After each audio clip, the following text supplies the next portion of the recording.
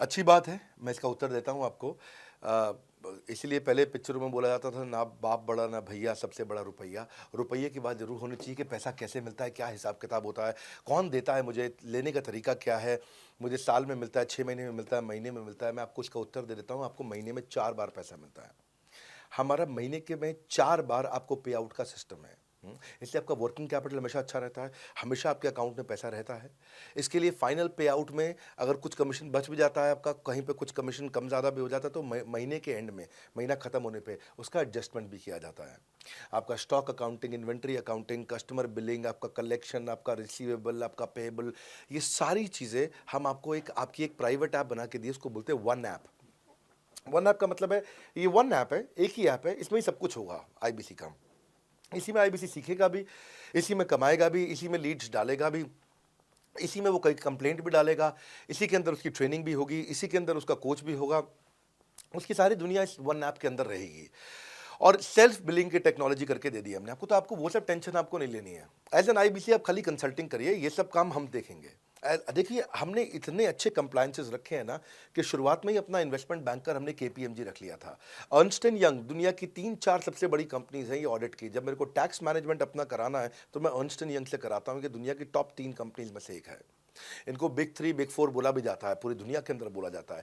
अब ईएनवाई को मैं किसी लोकल टैक्स कंसल्टेंट के साथ काम करता तो शायद मेरा बहुत सस्ते में काम हो जाता। कोई भी लोकल साउथ दिल्ली का, मुझे अच्छा साउथ दिल्ली का बढ़िया टैक्स कंसल्टेंट ले लेता।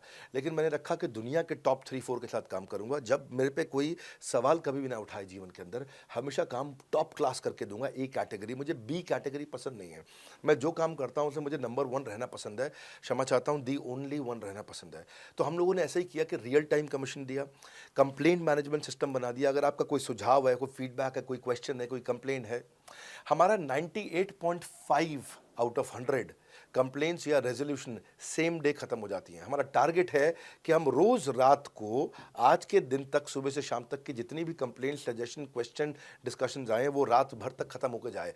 लेकिन फिर भी अगर कुछ बच भी जाते हैं तो हमारा इस समय करंट रेट चल रहा है 98.5 आउट ऑफ 100, यानी कि 100 में से 98.5 कंप्लेंट्स या सजेशन या डिस्कशन या क्वेश्चन रिजॉल्व किए जाते हैं, और 1.5 बचता है जो अगले दिन तक जाता है।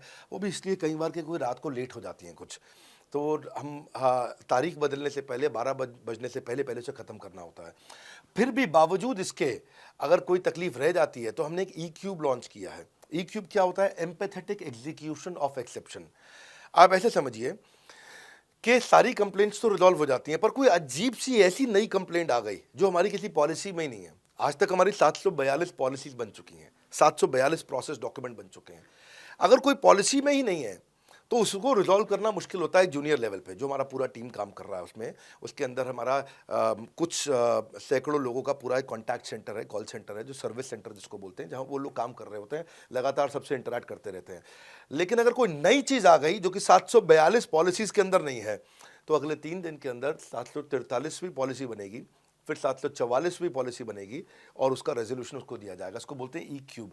एम्पैथेटिक, यानी कि इस व्यक्ति का कोई प्रॉब्लम सॉल्व कर नहीं पा रहा था तो मुझे एम्पैथी देनी है। एग्जीक्यूशन सॉल्व करूंगा एक्सेप्शन की, क्योंकि ये प्रॉब्लम पहले कभी नहीं आई, ये एक्सेप्शन है, ये नई प्रॉब्लम है। तो इसी के लिए हमने एक कंप्लेंट मैनेजमेंट सिस्टम बनाया पूरा। इसमें हमारे यहाँ पहले शुरू शुरू में हमारी रेटिंग लो हुआ करती थी, हमने इस पर टीम बनाई। मैं आपको बात बता रहा हूँ 2020 अगस्त सितंबर की हमने इसको लॉन्च किया था।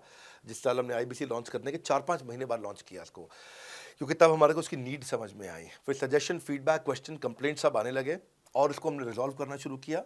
और मुझे याद है कि हम लोग जब तक 2021 मार्च तक आए थे तो हमारी रेटिंग 9.6 आउट ऑफ 10 हो चुकी थी। 9.6 आउट ऑफ 10, इसको हम कंसिस्टेंटली ट्राई कर रहे हैं कि 9.9 या 10 आउट ऑफ 10 पे पहुंचे।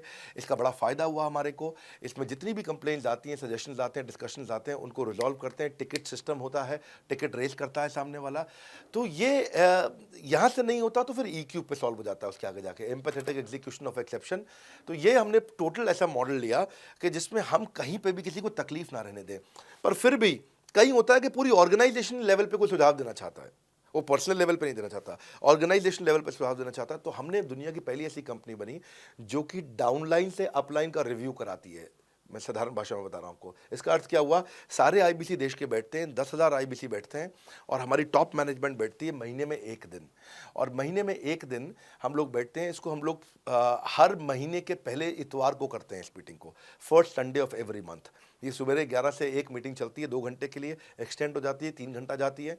यहाँ पे जितने भी हमारे आईबीसी हैं वो हमारी टॉप मैनेजमेंट, यानी कि मैं CEO, chief operating officer, chief strategy officer, chief financial officer, chief learning officer, chief technology officer, chief product officer, chief service excellence officer, ये सारे के सारे जितने भी चीफ है हमारी कंपनी के, ये सब बैठते हैं। और कोई भी आईबीसी पब्लिक में 10,000 लोगों के सामने हमसे कोई भी सवाल कर सकता है। और उससे क्या हुआ, धीरे धीरे धीरे सारे आईबीसी का हमारे पे बहुत कॉन्फिडेंस आया, ट्रस्ट आया कि भाई कंपनी हमारे साथ बैठती है, हमारे आइडियाज़, हमारे सुझाव सुनती है। और जितनी इंप्रूवमेंट हम ला पाए ना, उस इंप्रूवमेंट का कारण ही यही था भाई साहब, हम इसीलिए कर पाए क्योंकि हम सारे लोगों को सुनते हैं और उनके सुझावों को लेते हैं और सुझावों को इंप्लीमेंट करते हैं। हर बार इतने सुझाव आ जाते हैं, इतने सुझाव आ जाते हैं, तो हमारा भी ये मानना है कि आप 4 नई चीज़ लॉन्च करो, 3 फेल होंगी, 1 सक्सेसफुल होगी। फिर 4 नई चीज़ लॉन्च करो, 3 फेल होंगी, 1 सक्सेसफुल होगी। फिर 4 नई चीज़ लॉन्च करो, 3 फेल होंगी, 1 सक्सेसफुल होगी। और इस तरह 1 सक्सेसफुल करते करते करते करते करते हम इंक्रीमेंटली इतना आगे जाते हैं कि उसका रिजल्ट एक्सपोनेंशियल हो जाता है। और यही होता है कि हमारे को जब सुझाव मिलते हैं, अगले महीने आकर के अगले महीने के पहले संडे को हम पिछले सुझावों की रिपोर्ट कार्ड आपको सबमिट करते हैं। पीछे आपने हमारे को टोटल मिलाकर के 42 सुझाव दिए, इन 42 में से 35 इंप्लीमेंट हो गए, इन और 35 में से 35 के बाद ये 5 हैं, इनको इंप्लीमेंट करने की कोशिश किया जा रहा है और 2 को हमने छोड़ दिया है जिनको हम इंप्लीमेंट नहीं करेंगे। इस तरह सामने वाले सारे के सारे 10,000 आईबीसीज को, 10,000 आते हैं, एक बार में हम 10,000 लोगों को बुला लेते हैं और उनका सबका बड़ा कॉन्फिडेंस बढ़ता है और वो देखते हैं, फिर अगली बार वो और आके सुझाव देते हैं। पहले से ही अपना स्लॉट बुक कर लेते हैं कि मैं सुझाव देना चाहूँगा।